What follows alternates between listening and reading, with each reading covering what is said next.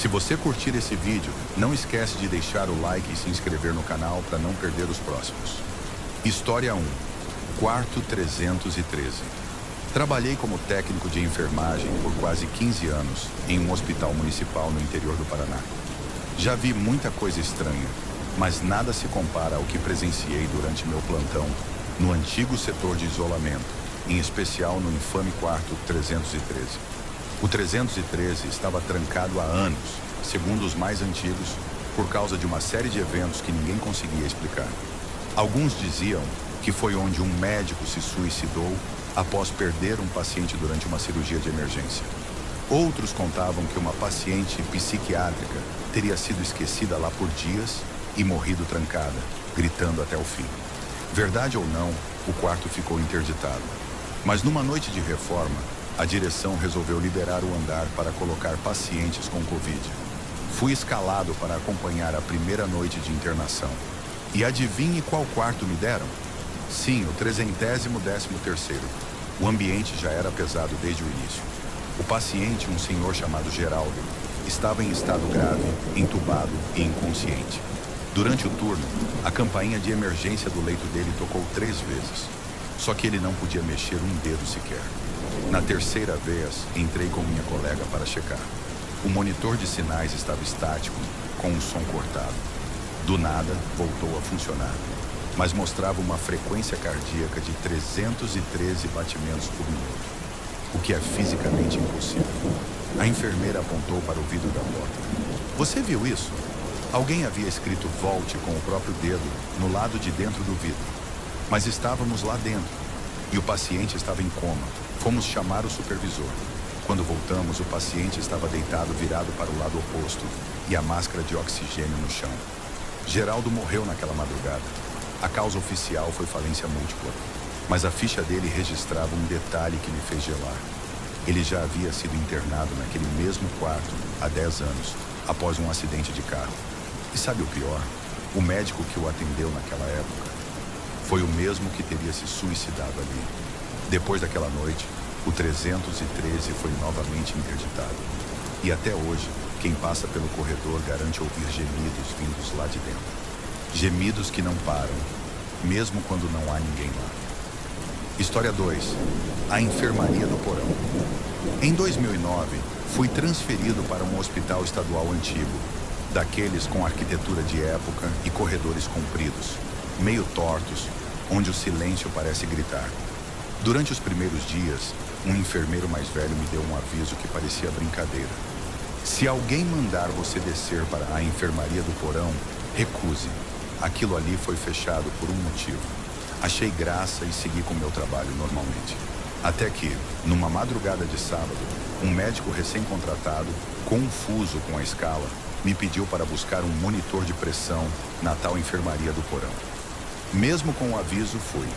Peguei a chave na sala de equipamentos e desci por uma escada velha, mal iluminada, que rangia a cada passo. O corredor era úmido, o ar pesado. As paredes tinham manchas de mofo e algo que parecia ferrugem, ou sangue velho.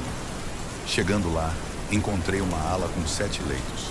Tudo coberto por panos, caixas empilhadas e móveis quebrados. No canto, havia um carrinho cirúrgico com instrumentos sujos, como se tivessem sido usados recentemente. Enquanto procurava o monitor, ouvi um som de algo sendo arrastado. Achei que fosse o eco da porta rangendo, até que vi uma das macas mexer sozinha. Voltei lentamente, com o coração batendo no pescoço. Quando me virei para sair, notei um detalhe horrível. Todos os panos que cobriam os leitos estavam no chão. As camas vazias. Uma voz fraca sussurrou atrás de mim. Você também vai ficar aqui? Corri, subi a escada sem olhar para trás e tranquei a porta. Nunca mais voltei ali. No dia seguinte, comentei com a coordenadora do turno. Ela ficou branca e me contou a história real. Durante a década de 70, aquela ala funcionava como isolamento para pacientes terminais com doenças infecciosas. Muitos morreram ali, sem qualquer contato com familiares. Foram enterrados como indigentes, esquecidos. Desde então, funcionários relatavam vozes, movimentações e até aparições. O hospital decidiu lacrar a ala, mas às vezes ela era aberta por engano, ou talvez não por engano. Na ficha do hospital, a ala está registrada como Enfermaria Subsolo B.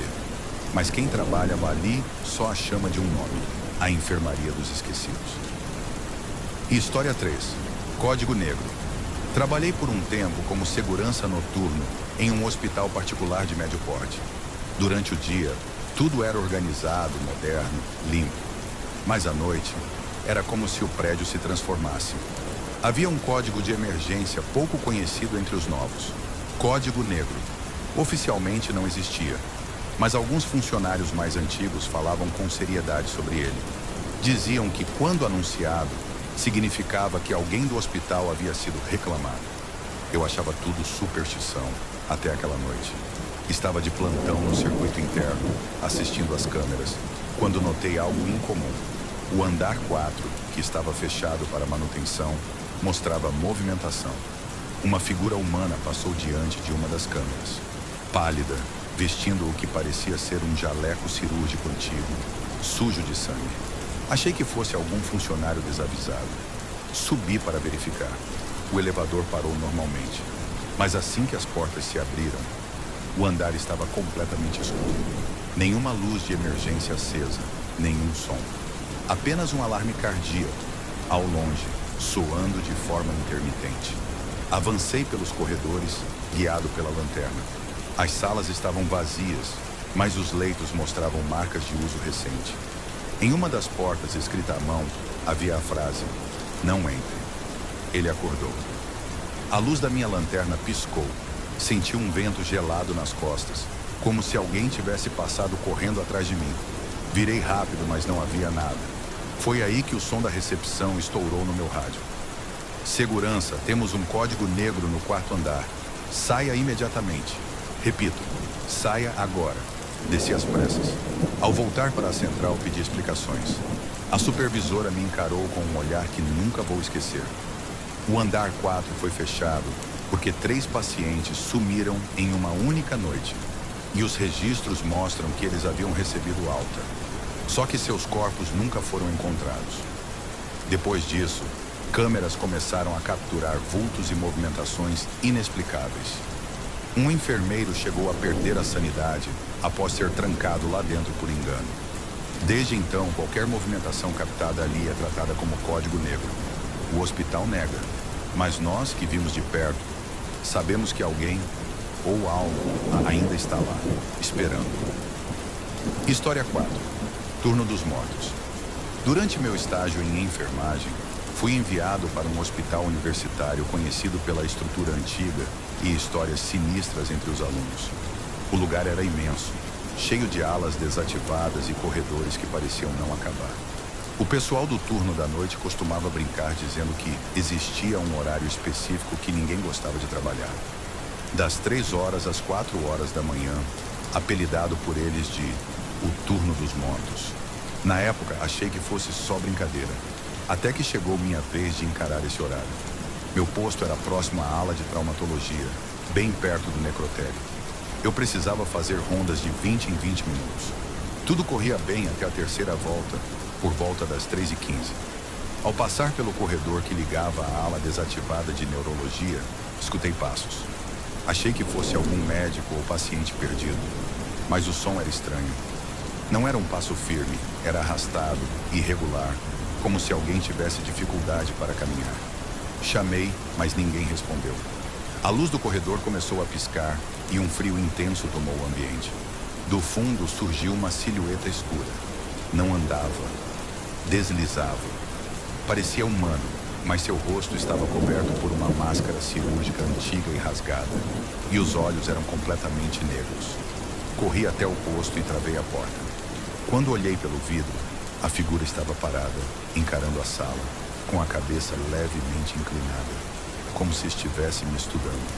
Fiquei ali, imóvel, até que ele simplesmente desapareceu. Na manhã seguinte, contei ao supervisor. Ele suspirou fundo e perguntou: "Foi entre 3 e 4 da manhã?" Assenti. Ele me levou até um armário trancado e mostrou uma ficha.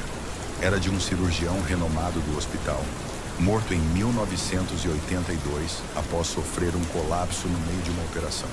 O problema? ele recusou sair da sala mesmo após sentir dores, dizendo que ninguém morre no próprio plantão. Desde então, vários internos relataram encontros com a tal figura mascarada nos corredores entre 3 e 4 horas. A direção abafou tudo, chamando de alucinações ou estresse. Mas todos os que viram descreveram a mesma coisa: o som arrastado dos pés, os olhos negros e o frio que antecede sua presença. Hoje, sempre que alguém novo entra no hospital, a gente avisa. Se for trabalhar de madrugada, evite a ala de neurologia entre 3 e 4 horas, porque naquele horário, nem todos os que andam pelos corredores ainda estão vivos. História 5. A mãe do leito 7. Eu era enfermeira no setor pediátrico de um hospital público em Recife. Era um dos setores mais difíceis, porque além das emergências, a gente lidava diariamente com dor, medo e tragédias. Mas o caso que mais me marcou foi o do leito 7. Era um espaço comum, usado para rotatividade de pacientes em observação. Um dia, uma criança de 5 anos chamada Caio foi internada com sintomas graves de meningite. Sua mãe, Dona Eliane, não saiu do lado dele por 3 dias seguidos. Dormia sentada, segurando sua mão. Na madrugada do 4º dia, Caio piorou e, infelizmente, faleceu. Foi uma comoção enorme. Eliane gritava tanto que o som ecoou por todo o andar. Tivemos que sedá-la. Algumas horas depois, ela sumiu. Procuramos por todo o hospital. Câmeras, corredores, escadas, nada. Nunca mais foi vista. Alguns disseram que ela se jogou da janela da ala leste, mas nunca encontramos o corpo. Oficialmente, ela desapareceu sem explicações. Depois disso, ninguém queria mais colocar pacientes no leito 7. Mas por causa da lotação, a administração nos obrigava a seguir normalmente. Foi aí que as coisas começaram a ficar estranhas. Um bebê recém-internado começou a chorar toda noite no mesmo horário, 2 horas e 43 minutos da manhã. O tempo todo olhando fixamente para um canto do quarto. Outro, de 2 anos, foi encontrado em pé no berço dizendo: "Não, a moça do lenço está triste, mãe. Ela só quer o filho dela." Depois, uma criança de 8 anos foi internada por fratura. No 2º dia, perguntou se podia dormir em outro quarto, pois a mulher do vestido azul não parava de chorar. Um dos médicos plantonistas, cético até então, resolveu passar uma madrugada inteira no quarto com um tablet gravando. O vídeo durou apenas 17 minutos antes de o aparelho travar. Mas foi tempo suficiente para registrar sussurros, choros distantes e a imagem de uma silhueta parada ao lado do leito. Mesmo assim, a administração seguiu ignorando os relatos. Até que, certa noite, uma enfermeira novata fez uma brincadeira infeliz. "Dona Eliane, se estiver aqui, apareça." As luzes piscaram. O monitor cardíaco apitou sozinho. E a maca deslizou 2 metros para frente, sem ninguém por perto. A garota pediu demissão no mesmo dia. Hoje o leito 7 foi removido. No local, há apenas um armário de lençóis, mas ninguém usa. E quem passa por ali à noite diz ouvir o som de uma mulher murmurando, quase rezando algo como: "Mamãe tá aqui, filho. Só não me deixam te levar." História 6. A ala que não consta nos mapas. Em 2018, fui contratado como técnico de manutenção predial em um hospital universitário no interior de Minas Gerais. Era um prédio velho, com reformas constantes e muitos setores em desuso. Uma das minhas tarefas era vistoriar a parte elétrica dos andares antigos, especialmente a ala leste, fechada há anos. Numa manhã de sábado, o engenheiro responsável me entregou uma planta do hospital. Mas havia uma coisa curiosa: um corredor comprido, próximo ao setor de oncologia, que não aparecia em nenhuma planta atualizada, apenas na mais antiga, de 1974. Curioso, decidi investigar. Encontrei a parede onde supostamente ficava o acesso ao tal corredor. Estava selada com tijolos, mas os contornos da antiga porta ainda estavam visíveis. Avisei ao engenheiro, que apenas disse: "Deixa isso quieto. A gente não mexe naquilo por ordem da diretoria." Mas o aviso só aumentou minha curiosidade. Certa noite, durante uma queda de energia, fui chamado para restabelecer parte do sistema de emergência. Enquanto percorria os dutos no subsolo, encontrei uma escada estreita, escondida por placas e entulho. No fim dela, havia uma porta de ferro, aberta. Atrás dela, o tal corredor esquecido. As paredes estavam cobertas de mofo, e o cheiro de desinfetante antigo misturado com algo podre era insuportável. As lâmpadas tremeluziam, mas consegui ver placas enferrujadas nas portas com nomes apagados e números. Um deles, marcado em vermelho, me chamou a atenção. Sala 33. Terapia condicionada. Quando me aproximei, ouvi um ruído agudo como metal sendo arranhado. A porta estava entreaberta. Empurrei lentamente e vi um quarto vazio, com exceção de uma cadeira de contenção, daquelas usadas em pacientes agressivos. Estava virada para a parede. Assim que entrei, a porta bateu com força atrás de mim. E no reflexo do vidro da luminária, juro que vi uma mulher sentada na cadeira, cabeça baixa, mãos amarradas, murmurando alguma coisa em voz baixa. Eles me deixaram aqui. Não era para mim, era para ele. Corri e forcei a saída. Quando voltei ao andar principal, estava trêmulo. Contei ao coordenador da segurança que apenas disse: "Você entrou onde não devia. Aquilo é o corredor clínico. Foi usado nos anos 70 para testes psiquiátricos em pacientes terminais. Mas depois de uma tragédia, foi selado. Um interno matou 3 médicos com um pedaço de vidro e se matou em seguida. Mas dizem que ele não era o verdadeiro problema. Era a mulher da sala 33. Desde então, ninguém mais entra lá, exceto os que se perdem pelos dutos ou ignoram os avisos. Hoje o local continua escondido. E se você prestar bastante atenção nas madrugadas de apagão, consegue ouvir o som de unhas riscando metal. E uma voz lá do fundo: ainda é meu turno. Ele ainda vai voltar." História 7. Código cinza. Durante meu último ano de residência médica, fui transferido para um hospital estadual conhecido pelo alto índice de casos graves. Lá, os plantões eram pesados e a maioria dos profissionais era fria e direta, como se já estivessem acostumados com a morte. Logo no primeiro mês, ouvi algo incomum no rádio interno. Código cinza, ala D.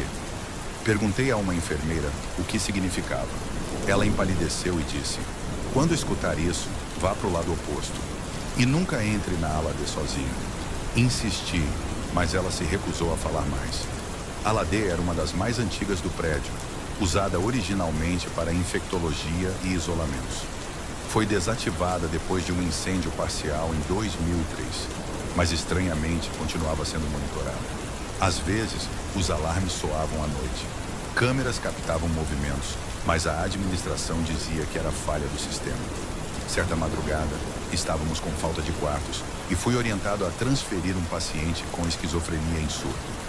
Os leitos estavam todos cheios, exceto por uma maca esquecida na ala D. Levei o paciente até lá com outro residente. Assim que entramos, sentimos o ar mudar. Estava gelado e o cheiro de queimado impregnava tudo, mesmo anos depois do incêndio. Colocamos o paciente no leito e saímos. Mas antes de fechar a porta, ele nos olhou fixamente e disse: "Eu não devia estar aqui. Ela está no teto. Ela não gosta de novos." No dia seguinte, ele estava morto. Parada cardíaca, segundo o laudo. Mas a expressão em seu rosto era de puro terror. A boca aberta, os olhos arregalados, como se tivesse visto algo que a mente não suportou. Depois disso, comecei a investigar. Encontrei antigos prontuários e descobri que, em 2003, durante o incêndio, uma paciente chamada Marlene Vasconcelos foi esquecida em um dos quartos da ala D. Ela era tratada por delírios e alucinações severas. Morrera sufocada, presa à cama com cintos de contenção. Suas últimas palavras, registradas por um enfermeiro, foram: "O fogo não vai me levar. Eu vou ficar, para sempre."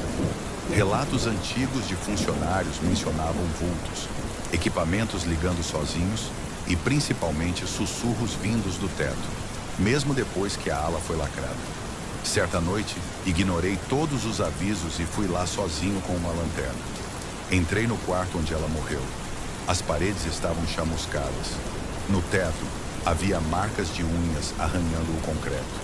E no fundo do quarto, entre sombras, vi algo se mover. A luz da lanterna falhou por 2 segundos. Quando voltou, a maca estava virada e ouvi um sussurro ao meu lado: "Agora é sua vez de ficar." Corri. Desde então, nunca mais pisei lá. Pouco tempo depois, fui transferido. Mas às vezes, ainda sonho com aquela voz.